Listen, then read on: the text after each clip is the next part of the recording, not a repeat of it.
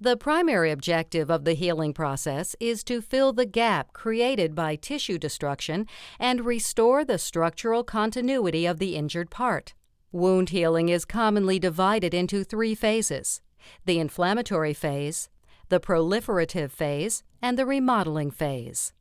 During the inflammatory phase, inflammation aims primarily at removing the injury-causing agent and limiting the extent of tissue damage as it prepares the wound environment for healing. Inflammation is manifested by redness, swelling, heat, pain, and loss of function.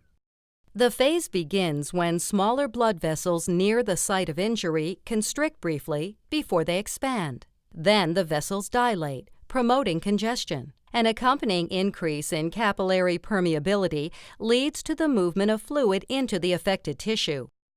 Increasing viscosity causes the blood to flow more slowly, and clotting occurs. Phagocytic white blood cells or leukocytes emigrate through the vessel walls into the inflamed tissue, where the leukocytes engulf and degrade the bacteria and cellular debris in a process called phagocytosis.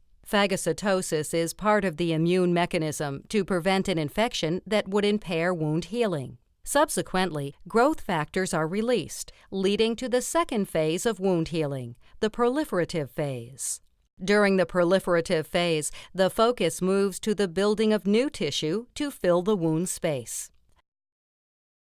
The third phase of wound healing is the remodeling phase. It begins after about 3 weeks and can continue for 6 months or longer.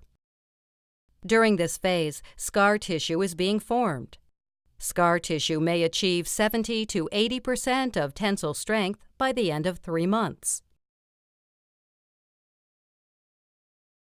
Wound healing consists of filling the gap created by tissue destruction, followed by restoration of the structural continuity of the injured part through 3 phases of healing: the inflammatory phase, the proliferative phase, and the remodeling phase.